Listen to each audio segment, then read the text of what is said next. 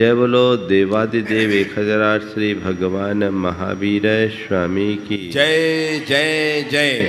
अहिंसा परमो धर्म की जय जय जय। परम पूज आचार्य गुरुवर श्री विद्यासागर जी महाराज की जय जय जय। परम पूज्य महामना मुनिराज प्रमासागर जी महाराज की।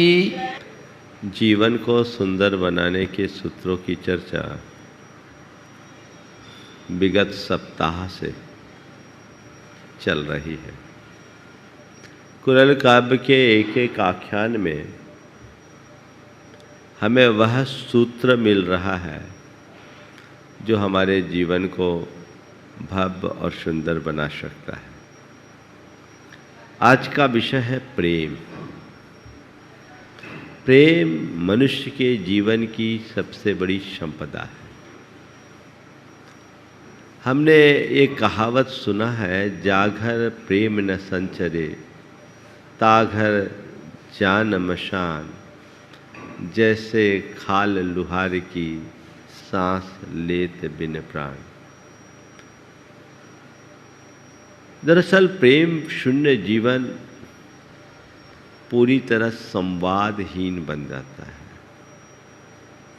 और जहाँ संवादहीनता होती है वहाँ सब कुछ शून्य हो जाता है, रिक्त हो जाता है। हमारे जीवन में प्रेम भाव होना चाहिए, और अगर प्रेम भाव पनप गया तो फिर कुछ कहने की बात ही नहीं है। और प्रेम भाव के अभाव में कुछ कहने की बात ही नहीं। सब कुछ है और प्रेम नहीं है तो कुछ भी नहीं है, और कुछ भी नहीं है और प्रेम है तो सब कुछ है।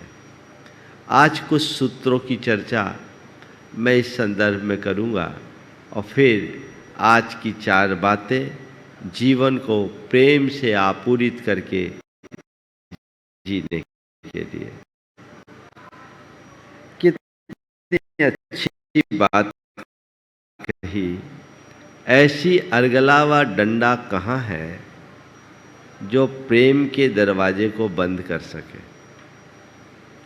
प्रेमियों की आंखों के मंद मंद अश्रु बिंदु अवश्य ही उसकी उपस्थिति की घोषणा किए बिना न रहेंगे। यदि हमारे हृदय में किसी के प्रति प्रेम भाव है तो प्रकट हुए बिना नहीं रहता। प्रेम भी एक भाव है और घृणा या द्वेष भी एक भाव है। किसी के प्रति प्रेम होता है तो प्रेम भी बहुत सहजता से प्रकट होता है, और द्वेष होता है तो द्वेष भी बहुत सहजता से प्रकट होता है। हमारे लिए समझने की बात केवल ये है कि हमें प्रेम पूर्ण संबंध को बनाने में पूरा जीवन बिताना पड़ता है तो भी हमारे संबंध नहीं बन पाते, पर द्वेषपूर्ण संबंध एक पल में हो जाते हैं।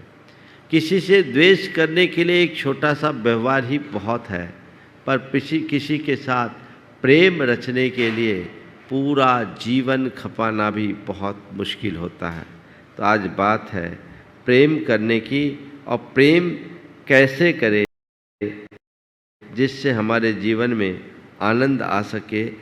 तो कहते हैं प्रेम से हृदय स्निग्ध हो उठता है, और स्नेहशीलता से ही मित्रता रूपी बहुमूल्य रत्न पैदा होते हैं।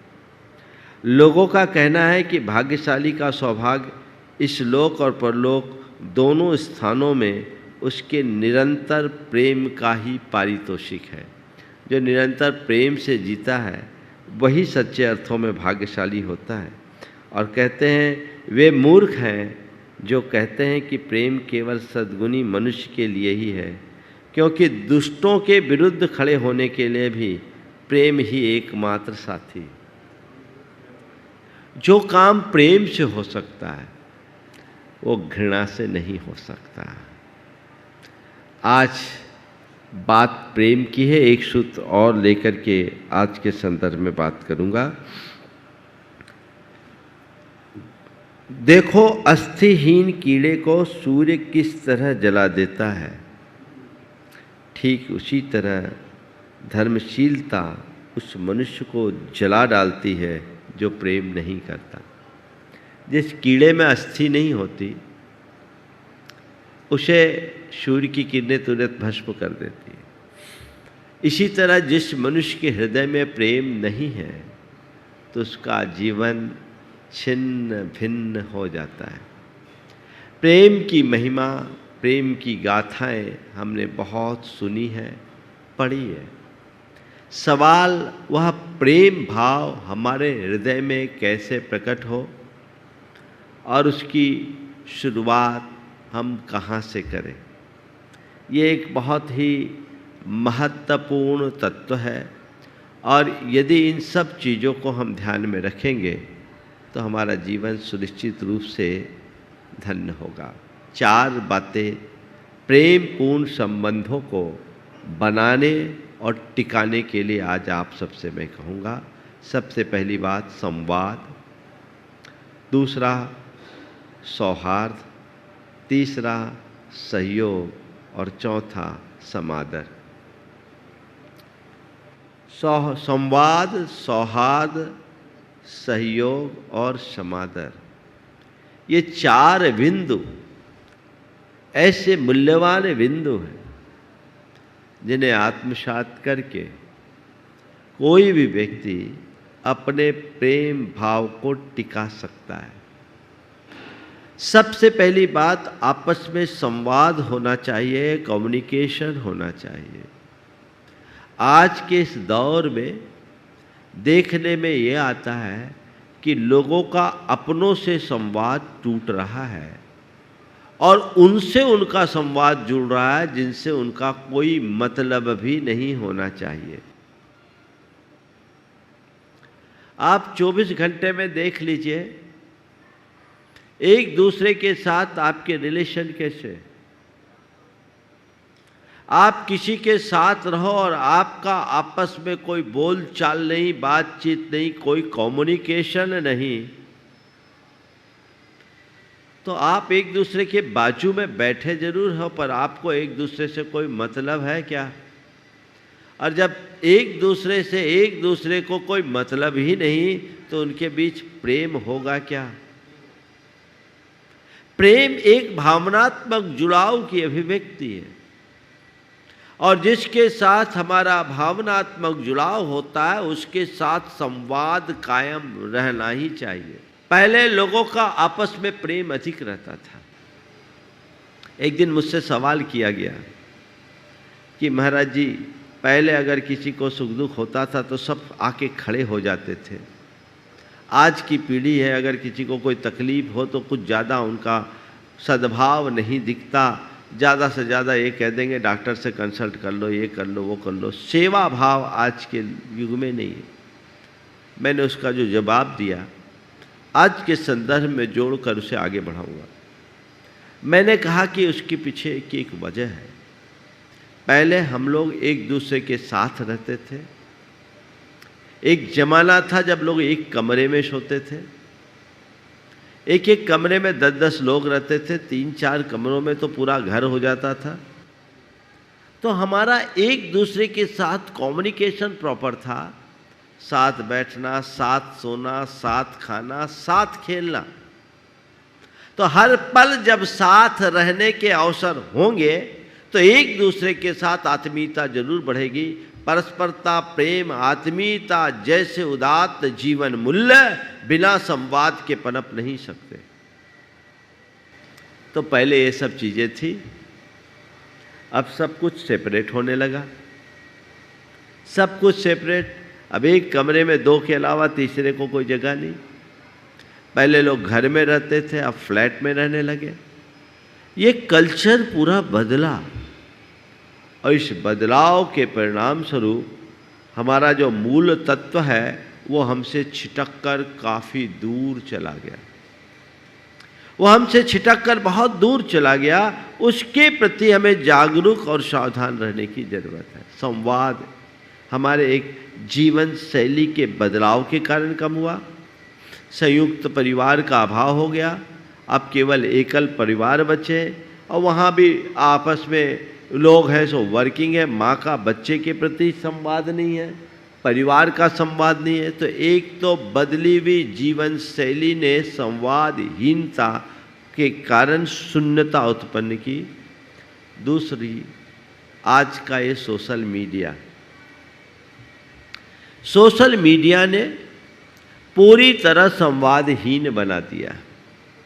कई बार ऐसा भी देखने में आता है, लोग बताते आजू बाजू में सब बैठे हैं, परिवार के सदस्य एक ही सोफे पे बैठे हैं, लेकिन सब अपने अपने स्क्रीन पर अपना काम कर रहे हैं। बाजू में बैठे हैं लेकिन सब अपने गैजेट्स में उलझे हुए हैं। आजू बाजू वालों को कोई अता पता नहीं। तो क्या हुआ? संवाद के अभाव में केवल संपर्क होता है, संबंध नहीं बन पाते। हम देखें कि मेरा कम्युनिकेशन किसी से कितना है। ओम, हमारा कम्युनिकेशन किसी से कितना, हम कितना कम्युनिकेट करते हैं, हमें ये देखने की जरूरत है। संवाद नहीं, संबंध कैसे? किसी से भी आप जब मिलते हो, कोई भी रिलेशन डेवलप होता है तो पहले उससे बातचीत होती है, और बातचीत ही आपके उस संबंध को जन्म देती है, और बातचीत के बदौलत ही आपका संबंध टिकता है। अब बातचीत ही नहीं तो क्या मतलब? अब क्या हो रहा है? अपनों से तो बातचीत नहीं, गैरों से बातचीत। तो अपनों से द्वेष होता है, गैरों से प्रेम, और प्रेम के चक्कर में कई बार चीटिंग भी हो जाती है, कई बार क्या ज़्यादा ही चीटिंग होती है, और फिर सब ऐसी उलझन में फंसते हैं कि कहीं के नहीं रहते। संत कहते हैं पहले संवाद जोड़ो, संवाद जोड़ोगे तो संबंध बनेगा। संवाद के अभाव में तुम एक दूसरे के साथ हो, तुम्हारा संबंध नहीं होगा, केवल संपर्क होगा। संपर्क और संबंध में मौलिक अंतर है। जहां हम फिजिकली एक दूसरे के साथ हैं वो संपर्क है, और जहां हम इमोशनली एक दूसरे के साथ हैं वो संबंध है। रिलेशन एक इमोशन का नाम है। जब तक हमारा किसी से इमोशनल अटैचमेंट नहीं है, प्रेम कैसे पनपेगा? और उस इमोशन को जीवित रखने के लिए हमें संवाद रखना होगा।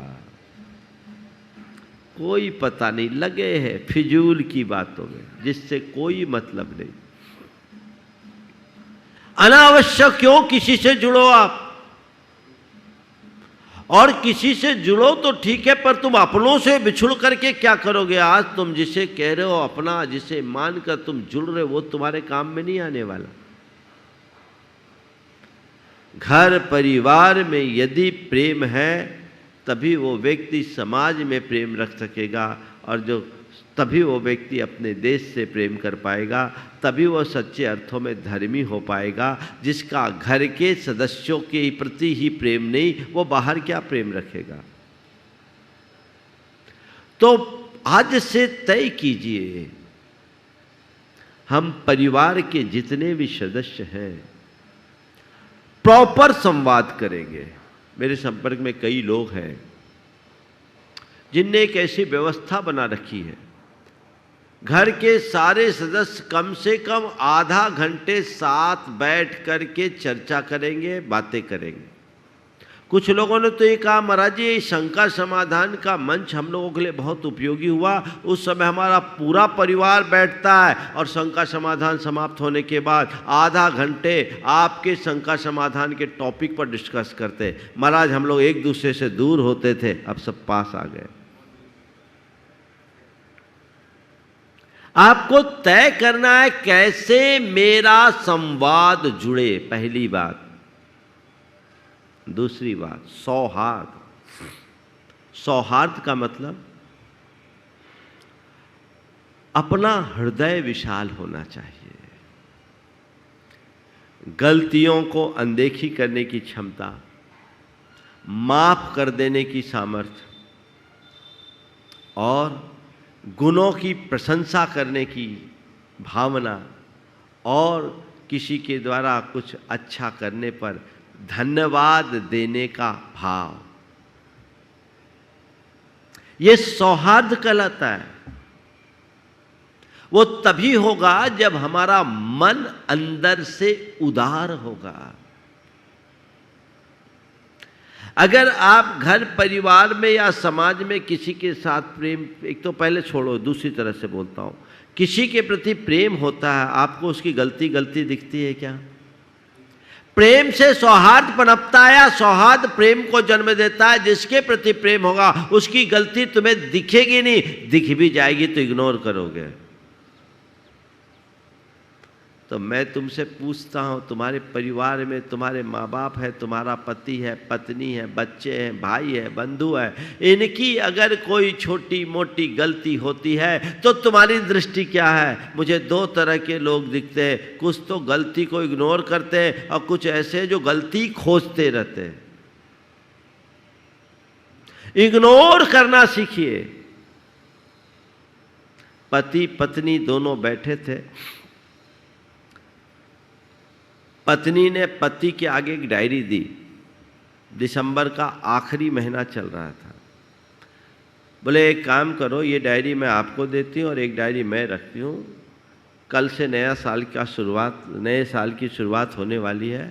पर डे आपकी गलती को मैं अपनी डायरी में लिखूंगी, मेरी गलतियों को आप अपनी डायरी में लिखना।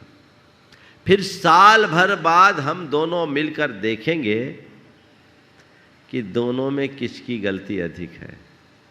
ठीक है, पति ने एक्सेप्ट कर लिया। हुआ, साल पूरा हुआ, पत्नी ने बोली डायरी तैयार? बोले हाँ तैयार है। पति बोला तैयार है, निकालो डायरी। दोनों डायरी निकाले। पत्नी ने अपनी डायरी निकाली, पति के हाथ पकड़ाई। पति ने अत्यंत धैर्य और संयम के साथ मुस्कुराते हुए एक एक पन्ने को पढ़ा। 365 पन्ने शिकायतों का पुलिंदा बने हुए थे। आज आपने ये नहीं किया, आज आपने वो नहीं किया, ऐसा नहीं किया, वैसा नहीं किया, केवल शिकायतें। पति सहज भाव से पढ़ रहा है, मुस्कुरा रहा है, पन्ने पलटता जा रहा है। पूरी डायरी हो गई, बंद किया। अब अपनी डायरी उसने पत्नी की ओर बढ़ाई, जिसमें पत्नी की गलतियां लिखी जानी थी। पत्नी ने डायरी खोली, भौचक, डायरी खाली। पहला पन्ना खाली, दूसरा पन्ना खाली, तीसरा पन्ना खाली, कुछ लिखा ही नहीं। पत्नी बोले आपने कुछ लिखा नहीं? तुम पन्ना तो पलटो। एक एक पन्ने को पलटते पलटते जब 31 दिसंबर का पन्ना आया ना, उसमें केवल एक वाक्य लिखा था, तुम्हारे प्रति उमड़े प्रेम ने मुझे कोई गलती देखने ही नहीं दी तो मैं क्या लिखूं। समझ गए? तुम्हारे प्रति उमड़े प्रेम ने मुझे कुछ गलती देखने ही नहीं दी, ओ तो मैं क्या लिखूं। तो गलती देखने ही नहीं दी। अगर तुम्हारे हृदय में प्रेम होगा, सौहार्द होगा, पहली कोशिश गलती को इग्नोर करने की। आज से तय कीजिए, घर में अगर किसी से कोई छोटी मोटी गलती होती है, उसे नज़रअंदाज कीजिए। महाराज ऐसे नज़रअंदाज करते रहेंगे तो गलतियों पर गलती नहीं होगी, तो हल्ला करने से क्या गलतियां ठीक हो जाएगी। प्रायः महिलाओं के साथ ये समस्या ज़्यादा होती है, उन्हें अपने पतियों से या अपने बच्चों से बहुत शिकायत होती है। उनकी गलतियों को वो सुधारना नहीं चाहती, वो गलतियों के पीछे पड़ जाती है, तो इससे और ज़्यादा गड़बड़ होता है। फिर सामने वाला सुनता ही नहीं है, वो सबकी सुन लेगा, उसकी नहीं सुनेगा। अपनी प्रासंगिकता को बनाए रखो, छोटी मोटी गलतियों को नज़रअंदाज करो, और अगर गलतियां ऐसी दिखती है, गंभीर दिखती है, उसे एकांत में बुला के समझाने की कोशिश करो, उसे एहसास कराओ। वो अपनी गलती को सुधारेगा। प्रेम में बहुत बड़ी ताकत होती है। अपनी ऐसी स्थिति बनाओ कि तुम्हारी बात को टाल ही न सके। किसी भी व्यक्ति के पीछे पड़ जाओगे तो वो तुमसे छिटक जाएगा, और किसी के प्रति तुम्हारा प्रेमपूर्ण भाव होगा तो तुमसे चिपक जाएगा। जो तुमसे चिपका उसको सुधारना बड़ा आसान है, और जो तुमसे छिटका उसे सुधारना बहुत कठिन है, असंभव ही है। आप लोग छिटक कर सुधारना चाहते हैं, छिटकना नहीं है, चिपकना है, चिपकाना है। उस स्नेह की ऐसा आकर्षण हो स्नेह का, जो व्यक्ति जुड़े, ये कहलाता है सौहार्द। क्षमा करने की वृत्ति। किसी से कोई बड़ी गलती हो गई, पहली बात तो इग्नोर करो छोटी मोटी गलतियों को, और कोई गलती हो जाए तो क्षमा मांगो, क्षमा करो, सॉरी कह दो, क्या बुराई है। पर आजकल ऐसा ईगो होता है, छोटा सा बच्चा भी जल्दी किसी को सॉरी कहने के लिए तैयार नहीं होता। सब इगोइस्ट हो गए। छोटा सा बच्चा मैंने कई बार देखा, काहे को कहे, रोने को तैयार हो जाएगा, सॉरी नहीं करेगा। यह अहंकारीपन है, और जहां अहंकार होगा वहां प्रेम कैसे होगा। प्रेम तो अहंकार के विसर्जन के बाद पनपता है। अगर तुमसे कोई गलती हो जाए, चाहे बड़े हो या छोटे, अगर तुम बड़े भी हो और छोटे के प्रति गलती हुई, क्षमा मांग लो, और छोटा है और तुम्हारे प्रति गलती कर दी, क्षमा कर दो। इसके बाद मामला ही रफा दफा हो जाता है। एक इतनी सी आदत मनुष्य के मन में आ जाए, क्षमा मांगने और क्षमा करने की वृत्ति यदि अंतरंग में जगती है, हृदय में क्या सौहार्द बढ़ेगा, और वो सौहार्द प्रेम को उसकी पराकाष्ठा तक पहुंचाएगा। आदत डालिए। अब तो बात पकड़ करके बैठ जाते हैं, फिर क्षमा करने का तो कोई सवाल ही नहीं होता। कैसे क्षमा करते, लोग उलझ करके रह जाते हैं, जो हमारे जीवन को जटिलताओं से भर देता है। नहीं, हमारा धर्म हमें यही सिखाता है, तुरंत से सॉरी।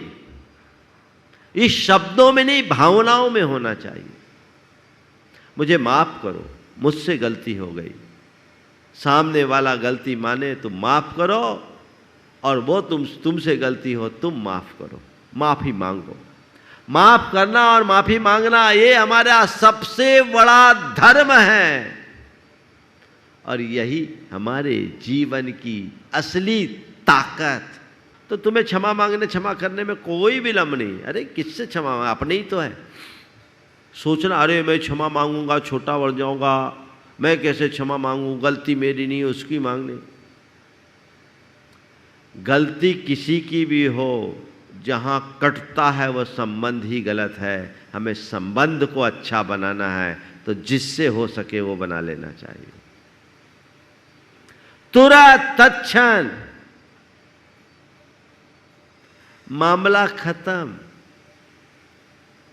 तीसरी बात, कोई अच्छा काम करे तो उसकी प्रशंसा करने की आदत डालिए। लोग आजकल किसी की प्रशंसा करना नहीं चाहते। घर परिवार में अगर कोई एक दिन गलती कर दे तो उस पर चढ़ाई जरूर हो जाएगी, पर रोज अच्छा काम करे तो उसकी प्रशंसा नहीं ना, एक कमी है। धर्मपत्नी रोज अच्छा खाना खिलाती है, शायद ही कोई लोग उसकी सराहना करते हों कि तुम्हारा खाना बहुत अच्छा है। लेकिन एक दिन किसी चीज़ में 4 आइटम बनाया और एक आइटम में मान लीजिए थोड़ा सा कंपोजिशन बिगड़ गया, उसका स्वाद बिगड़ गया, तुम उखड़ जाते हो। बोलो, करते हो कि नहीं करते? हाँ, सचिन की नहीं बोल रहा हूँ, शायद वो मौका ही नहीं देती होगी। लेकिन जिसके प्रति प्रेम होगा ना, वो कभी कुछ कहेगा नहीं। पत्नी ने सब्जी परोसी, सब्जी में मिर्च अधिक थी, झांस से आंसू आने लगे। पत्नी ने पूछा क्या बात है, इतने रो क्यों रहे हो? बोले क्या बताऊं, ये खुशी के आंसू है। सब्जी में मिर्च अधिक, झांस से आंखों में पानी गिर रहा था। पत्नी ने पूछा रोटी खाते समय रो क्यों रहे हो? बोले ये खुशी के आंसू है, तुमने इतनी अच्छी सब्जी बनाई, क्या बताऊं? बोली थोड़ी और सब्जी परोसूं क्या? बोले नहीं, इससे ज़्यादा खुशी बर्दाश्त नहीं होगी। इससे ज्यादा खुशी बर्दाश्त नहीं हो सकती। अगर तुम्हारे हृदय में प्रेम होगा तो तुम प्रशंसा करोगे और व्यक्ति की अच्छाई को देखना चाहिए।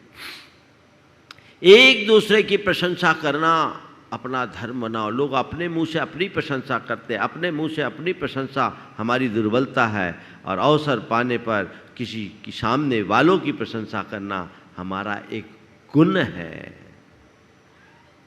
Appreciation is must. कोई भी हो, एप्रिसिएशन तो हर कोई चाहता है, एक बच्चा भी चाहता है। प्रेरणा और प्रोत्साहन वह खुराक है जो मरणासन व्यक्ति में भी जान डालती है। प्रेम ये चाहता है, कोई भी हो आप उसकी एप्रिसिएशन कीजिए, सौहार्द बढ़ेगा। और कोई आपके लिए थोड़ा भी कुछ अच्छा करे तो उसको थैंक्स तो कहो। आप कुछ नहीं कहते, औरों के लिए तो धन्यवाद आपके पास है, पर अपनों के लिए कोई धन्यवाद नहीं। शब्दों का धन्यवाद नहीं, भावों का धन्यवाद चाहिए।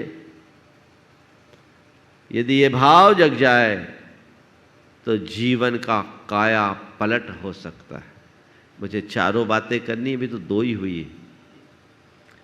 संवाद, सौहार्द, सहयोग और क्षमादर। एक दूसरे को कोऑपरेट करने की आदत, कोऑपरेट करने की आदत। ये नहीं कि ये उसका काम है वो करे, ये मेरा काम है हम करें। नहीं, घर परिवार में ये पूरे घर का काम है, जिसको बन जाए वो करे, जहाँ जरूरत आ जाए वहाँ वो करे। मेरे संपर्क में एक वरिष्ठ अधिकारी हैं, क्लास 1 लेवल के। उन्होंने बोला, महाराज जी मैं रोज भोजन बनाता हूँ, रोज भोजन मैं बनाता हूँ। बोले आप दफ्तर जाते हो भोजन? बोले महाराज बना के जाता हूँ। बोले ऐसी प्रेरणा कैसे मिली? बोले महाराज जी मैं देखता हूँ मेरी धर्मपत्नी की तबीयत थोड़ी ठीक नहीं रहती, तो मैंने एक दिन ख्याल किया, विचार किया कि जब एक वर्किंग लेडी घर का काम करके अपने दफ्तर जा सकती है तो एक वर्किंग मैन ऐसा क्यों नहीं कर सकता? मैं कर सकता हूँ, महाराज मैं करता हूँ और मुझे बहुत अच्छा लगता है। हालांकि मेरी पत्नी को इसमें अच्छा नहीं लगता, वो भी मेरे साथ रहती। मैं कहता हूँ चलो हम दोनों मिल के करेंगे, और जब मैं उसमें इन्वॉल्व होता हूँ तो मुझे खाने में स्वाद ज़्यादा मिलता है। यह कह करके उसको समझाता हूँ। क्या आप कर सकते हो? नहीं, ये हमारा काम थोड़ी है, तो घरवाली का काम। और घरवालियाँ कहती है पैसा कमाना तुम्हारा काम है, खर्चा हम चाहे जितना कर ले, कमाना तुम्हें पूरा पड़ेगा। एक दूसरे को सहयोग, जहां जो जरूरत पड़े। मैं ये नहीं कहता कि कल से सब पति लोग किचन में घुस जाए, पर मैं तो एक उदाहरण दे रहा हूं। जहां जरूरत हो कोऑपरेशन बहुत जरूरी है। बिना सहयोग के सद्भाव नहीं टिकेगा, और सद्भाव के अभाव में प्रेम रहेगा कैसे? और रिस्पेक्ट, समादर, एक दूसरे की आदर करोगे, एक दूसरे की कद्र करोगे तभी ना प्रेम होगा। आप किसी से प्यार से बोलोगे, आदर से बोलोगे तो आप उसके दिल में जगह बनाओगे, और किसी को सीधे से दुत्कार दोगे तो क्या होगा? वो भी दूर हो जाएगा। रिस्पेक्ट होना चाहिए, हमारा बिहेवियर रिस्पेक्टफुल होना चाहिए, एक दूसरे की कद्र हमारे व्यवहार में होना चाहिए, चाहे वो बड़ा हो या छोटा। मेरे संपर्क में कई परिवार ऐसे हैं जहां उनका एक एक सदस्य एक दूसरे से बड़े अच्छे लहजे में बात करता है। घर में रहने वाले ड्राइवर को भी ड्राइवर जी शब्द का प्रयोग करके बोलते हैं। अब मैं आपसे ही पूछता हूं, आपसे कोई आदर से बात करे तब, और अबे तबे करके बोले तब, तू तड़ाक से बात करे तब, आप किसके प्रति आकर्षित होंगे? बोलो। हाँ, आदर से ना। तो अब अपने अंदर झांक के देखो कि जिस आदर की अपेक्षा मैं औरों से रखता हूं, वो आदर मैं औरों को कितना दे पाता हूं। आदर दूंगा तभी आदर पा सकूंगा, आदर दूंगा तभी आदर पा सकूंगा, उसके अभाव में आदर पाना संभव ही नहीं। तो एक दूसरे का आदर घर परिवार से लेकर पूरे समाज में फैलाइए। शुरुआत घर से कीजिए। कई लोग, एक सज्जन मेरे संपर्क में हैं, बड़े लोकप्रिय व्यक्तित्व के धनी, समाज में अग्रणी, कोई भी काम हाथ में ले ले तो उसे चरम पे पहुंचा दे। एक दिन वो एकांत में रोती आंखों से मुझसे कहा, महाराज मैं बहुत दुखी हूँ। बोले क्या? महाराज जी क्या बताऊँ, मैं घर में इतना करता हूँ, सब कुछ करता हूँ, पूरी जान खपाता हूँ। आज महाराज जी मेरे कार्य करने की शैली और क्षमता को आप अच्छे से जानते, पूरा गांव मेरी प्रशंसा करता है, पर महाराज जी घर में आज तक कोई भी व्यक्ति मेरी कोई कदर नहीं करता। मैं कितना भी अच्छा काम करूं, उनसे मुझे प्रशंसा के दो शब्द नहीं मिलते। मेरी कोई आदर नहीं, तो मुझे लगता है कि मैं सब कुछ पा करके भी कुछ नहीं पाया। ऐसा कईयों के साथ होता होगा। अगर प्रेम भाव को जीवित रखना चाहते हैं तो आदर देना और आदर करना शुरू कीजिए। आदर पूर्वक आप हर किसी को बदल सकते हैं, और अनादर और तिरस्कार से तो अपनों को भी अपनों से दूर कर सकते हैं। तो ये बातें अपने जीवन में हम धारण करें और जीवन को प्रेम से आपूरित करें। आज के 4 सूत्र, संवाद, सौहार्द, सहयोग और समादर, यदि इसे हमने अपने जीवन का मंत्र बनाया तो सुनिश्चित तौर पर हम अपने जीवन को अच्छा बना सकेंगे। समय आप सबका हो गया है, यहीं पर विराम। बोलिए परम पूज्य आचार्य गुरुवर श्री विद्यासागर जी। जय जय जय।